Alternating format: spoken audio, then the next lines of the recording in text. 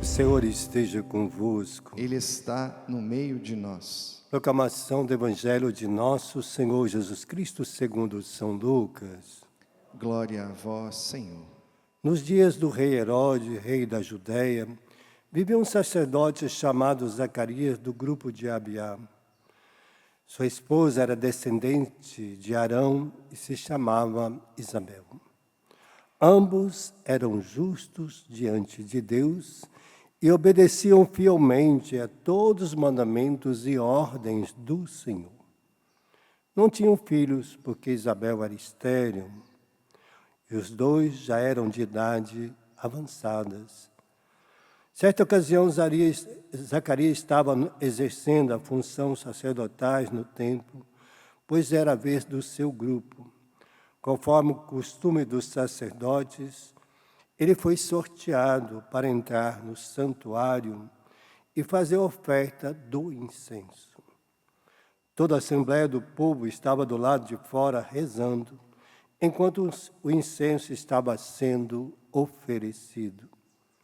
Então apareceu-lhe um anjo do Senhor, de pé à direita do altar do incenso. E, ao vê-lo, Zacarias ficou perturbado e o temor se apoderou dele. Mas o anjo disse: não tenhas medo, Zacarias, porque Deus ouviu a tua súplica, e tua esposa Isabel vai te dar um filho, e tu lhe darás o nome de João. Tu ficarás alegre e feliz, e muita gente se alegrará com o nascimento do menino, porque ele vai ser grande diante do Senhor. Não beberá vinho, nem bebida fermentada, desde o ventre materno ficará repleto do Espírito Santo. Ele conduzirá muitos do povo de Israel ao Senhor, seu Deus. Há de caminhar à frente deles com o espírito e poder de Elias, a fim de converter os corações dos pais aos filhos, os rebeldes à sabedoria dos justos, preparando para o Senhor um povo bem disposto. Então Zacarias perguntou ao anjo: como terei certeza disto? Sou velho e minha mulher é de idade avançada. O anjo respondeu-lhe: eu sou Gabriel e estou sempre na presença de Deus. Fui enviado para te dar uma boa notícia.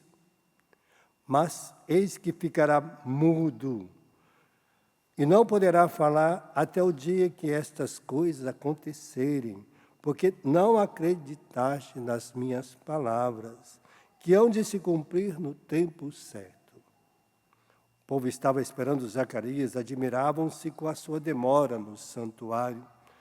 Quando saiu, não podia falar-lhes. Compreenderam que ele tinha tido uma visão no santuário. Zacarias falava por sinais e continuava mudo.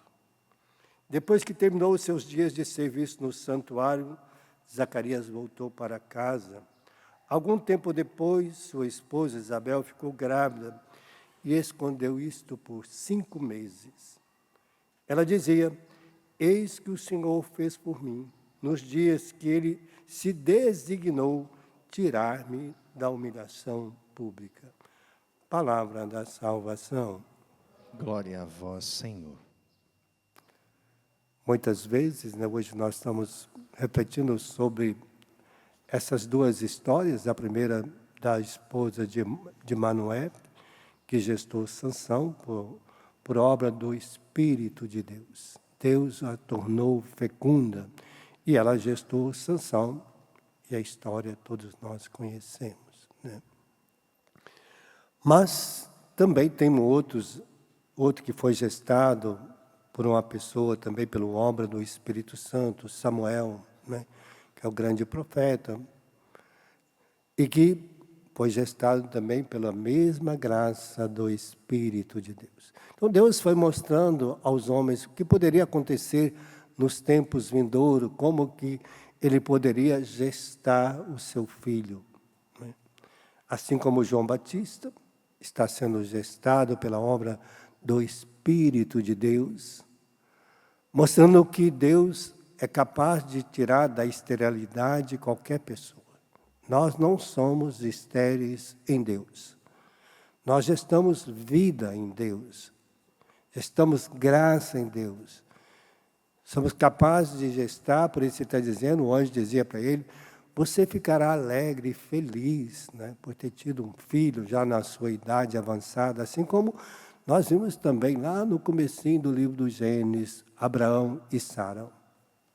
Deus apareceu, o anjo apareceu, tornou Sara fecunda aos 90 anos de idade. Para dizer que para Deus não existe tempo. Todos nós somos fecundos em Deus, né? A fecundidade está em gestar esta vida em Deus para os outros, né? E esta graça que hoje nós estamos vendo como que a pessoa precisa ouvir a Deus e guardar a sua palavra e acreditar nas promessas que Deus nos faz. Ele já nos ofereceu o perdão de todos os pecados. Mas nós continuamos pecando, porque a gente não acredita que podemos viver sem pecado. Nós não acreditamos que a gente tem poder de vencer o pecado. Nós não acreditamos que temos poder de vencer o mal. A gente sabe que Deus nos deu o poder, mas a gente não acredita no poder de Deus em nós. Não acredita que você tem o poder de rezar pelas pessoas, para curar as pessoas, para acontecer milagre na vida das pessoas. A gente não acredita que a gente tem poder. Às vezes a mãe não acredita que tem poder de rezar pelo filho, né? Ela tem um poder imensurável de rezar para o seu filho, de abençoá-lo. Olha, o poder da mãe, da bênção da mãe, é maior do que qualquer sacerdote. O poder da bênção do pai é maior do que de qualquer sacerdote. Porque é uma bênção paternal tão grande quanto a do bispo, a do padre. Mas Deus dá o poder do pai abençoar a sua casa, seu trabalho, seus afazeres, tudo que ele tem, Deus dá o poder de abençoar. Então, a gente vê assim que às vezes nós negligenciamos com a nossa fé. Fizemos igual a Zacarias, escutamos, mas não damos ouvido e não acreditamos. Por isso a gente não tem alegria na nossa vida. Zacarias ficou mudo. Porque às vezes a gente é mudo para as coisas de Deus, né? Para falar de certas coisas a gente tem uma boca boa. Fala bem, né? Às vezes para ofender, para reclamar, para xingar, para ficar bravo. Surge palavras lá do fundo da alma, né? Sai que é uma beleza. Agora, para abençoar e santificar os outros, a gente demora, né? Para a gente dizer aos filhos, né? Como poder. Por isso está aqui. Deus tirou Isabel da esterilidade e ela foi louvar a Deus, graças a Deus, que Deus me tirou da humilhação, de não ser mãe, já estava na idade avançada e Deus lembrou de mim, né? Deus lembra da gente toda hora. No tempo oportuno, Ele faz a graça acontecer, mas é preciso que eu queira viver esta graça. Foi preciso que a esposa de Manuel aceitasse as condições de Deus. Ela submeteu a tudo aquilo que Deus falou com ela. Olha, você não pode beber, você não pode fazer isso, você não pode fazer aquilo. Está aqui umas monte de regras. Isabel também teve que submeter às regras de Deus, né? Eu te dou a graça, mas você também tem que submeter as graças à vontade de Deus no seu coração. Não dá para você ficar querendo viver no mundo e tendo toda a graça de Deus. Não, a gente torna estéril para Deus e pode ter muitas riquezas do mundo. Às vezes a gente tem muitas riquezas do mundo e pouca graça de Deus agindo em nossa vida. Às vezes nós não acreditamos nesta riqueza que nós temos de Deus, que nós somos capazes em Deus de realizá-la, né? Hoje Deus está mostrando, por isso Zacarias teve que submeter à vontade de Deus, esperar a vontade de Deus acontecer na vida dele, para ele se alegrar em Deus.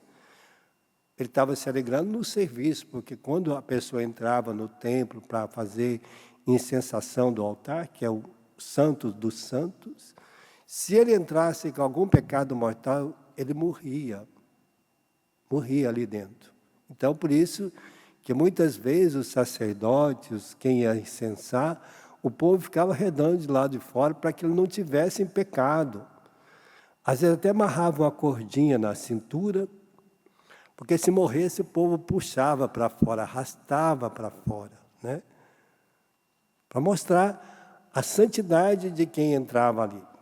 Então a pessoa para entrar, ela se preparava, fazia todas as orações, se purificava, se confessava, para estar na presença de Deus, para que Deus manifestasse a glória dele na vida, né? Mas às vezes a gente quer continuar pecador e quer que Deus nos dê toda a glória. Nós não queremos mudar de vida às vezes, né? Então, esse tempo é a preparação que Deus nos faz para que a gente possa querer santificar a nossa vida. Mostrar que você que é pai tem poder de abençoar, de santificar seu filho, de sentar com ele.